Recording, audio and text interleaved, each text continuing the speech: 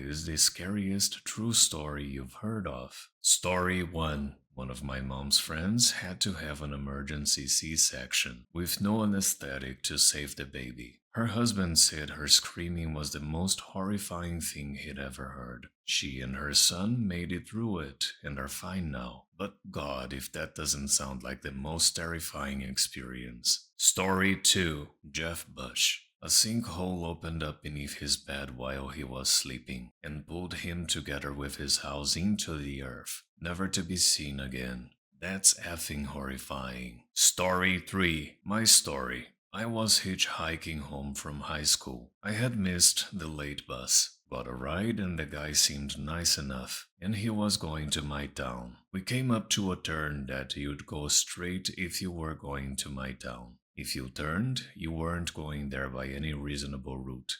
He started to turn.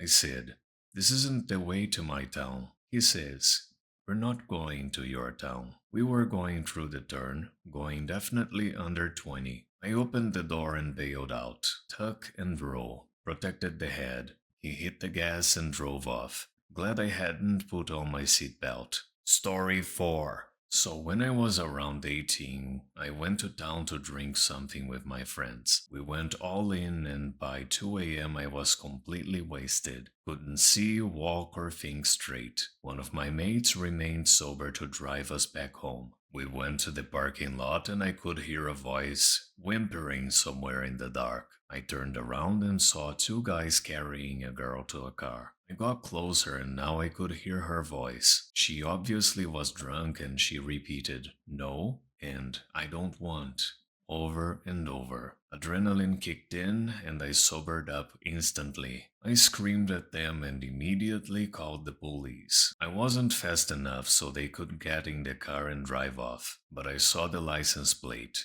Gave it to the woman I talked to at the police station and they informed me about 10 minutes later that they arrested the two guys. The whole scene was so terrifying. This was in Germany. Edit. Thanks for all the nice comments and upvotes. Story 5. This guy I used to work with was Rowan Baxter. Seemed nice enough, but a friend I worked with and I used to joke about him being empty behind the eyes, or call him Old Shark Eyes Baxter. This man followed his estranged wife while taking the kids to school. When she stopped at the lights, he got out and set fire to the car with her and the kids in it. Then unalived himself, the effing coward. Story 6. World War II, the Pacific Theater. My great-uncle on my mother's side fought at Okinawa. While taking cover behind a rock, he was shot through the foot by a Japanese sniper and evacuated to a hospital for recovery. He was the only member of his platoon to make it off the island alive. Story 7. My aunt fell asleep on her couch one night and my uncle was asleep upstairs. She woke up around midnight to a random man staring at her while she slept. He said the guy upstairs was sound asleep, meaning he came in, saw my aunt on the couch, looked around, saw my uncle asleep upstairs, and then sat there and watched. She told him to leave and somehow by the will of God he left. He's leading through the back door. We live in a relatively safe area. That was the craziest thing I have ever heard. Story 8. One of my parents' neighbors had shingles so bad that he unalived himself. Story 9. I fell down a YouTube wormhole of people finding cars in water and recovering them. In more than one, they talk about loved ones with memory problems getting lost, and they often find their cars in places where they most likely drove in on accident rather than intentionally ending their lives. Dementia and Alzheimer's are already scary enough, but the thought that a loved one might decide to go take a drive they've taken dozens of times and then disappear for years, now that's terrifying. Story 10. One of my friend's family growing up had a beach house, and I would get invited every now and then. They had money and the house was massive. Pretty cool place too. They even had a full-time maid who had her own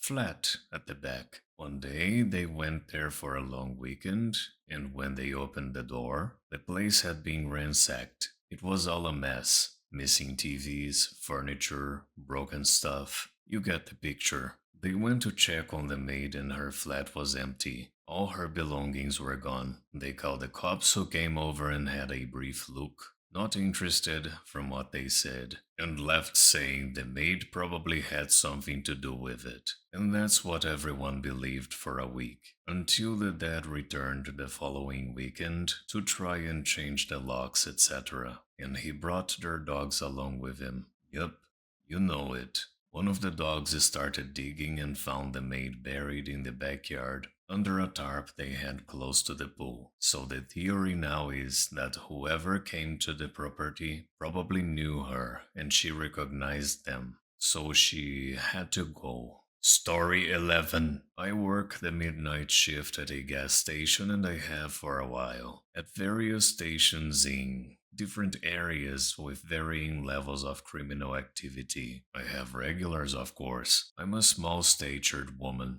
as is my partner on the other half of the week, and we've always been partners. So these regulars often worry about us and keep watch on creepy occurrences when they can. I had one man who worked in the metro an hour away, who would stop in every morning for his cigarettes. He never smiled or seemed friendly, and as I often do, I tried to think of what I could do that might make him smile one day. It took many months, but I finally pulled it off by having his cigarettes ready on the counter and already scanned for him to pay for as he walked in. He smiled and then asked me, "Do you ever get scared on the night shift? You're a small girl, it's not safe." I said I sometimes did, but we could lock the doors and hide if we had to, and that the provincial police, think the state troopers if you're American, had a station close by and came in often to get their highway vehicles washed.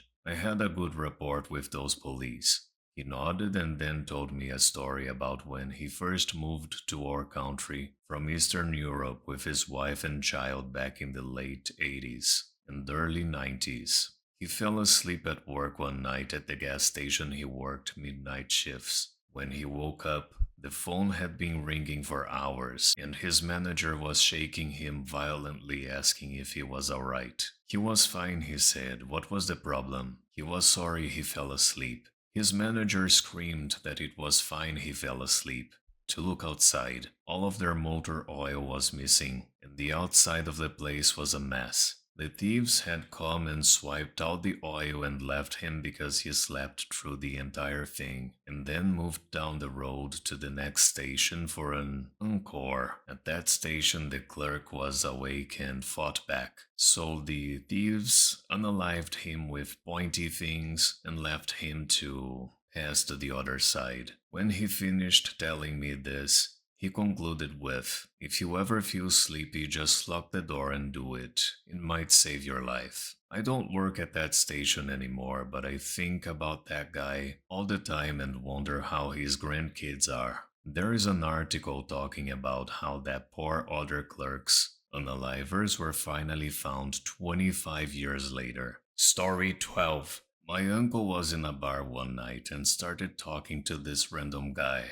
He described him as a really nice guy. He met him a few other times in the same bar. They drank and talked about random stuff. Soon after, my uncle stopped seeing the guy at the bar. I don't know how long after, but my uncle got notified that he had jury duty. He showed up and found out what it was for. A serial unaliver.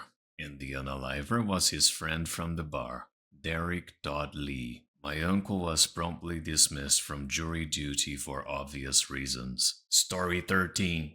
There was an incident in Trinidad where some maintenance divers were removing a plug from an oil pipeline and were instantly sucked into it. One was able to escape, but the other four were trapped for days in a small oil-coated pipe with only a small air pocket to breathe in before they passed. Thinking about it in detail and imagining what it must have been like for them makes me extremely uncomfortable. The really messed up part is that the guy who got out promised his friends that he would get help. Once he reached people, they deemed it too dangerous for anyone to go back in there and help. and would not let the guy go back in either. So they were promised help, but help never arrived. Story 14. Every orphan source report from the International Atomic Energy Agency is terrifying and well documented with pictures. One of the most horrifying is the Goiânia accident in 1987. For those who don't know, an orphan source accident is when radioactive material that had been lost, usually from an abandoned hospital, is discovered by people unaware of the danger who inadvertently expose themselves and others to lethal and or permanently disfiguring doses of radiation. You reading horror. As survivors describe people inviting their neighbors to see the oddity they found and share samples. Children playing with the sparkly dust, all unaware that they have just doomed themselves. Acute radiation exposure is a truly nightmarish way to go. Your flesh rots away over months, while skin grafts are ineffective. You deteriorate in pain in the hospital until you pass of infection or necrosis. Thank you so much for watching. Don't forget to like, subscribe, and activate the bell button to receive notifications to my latest videos.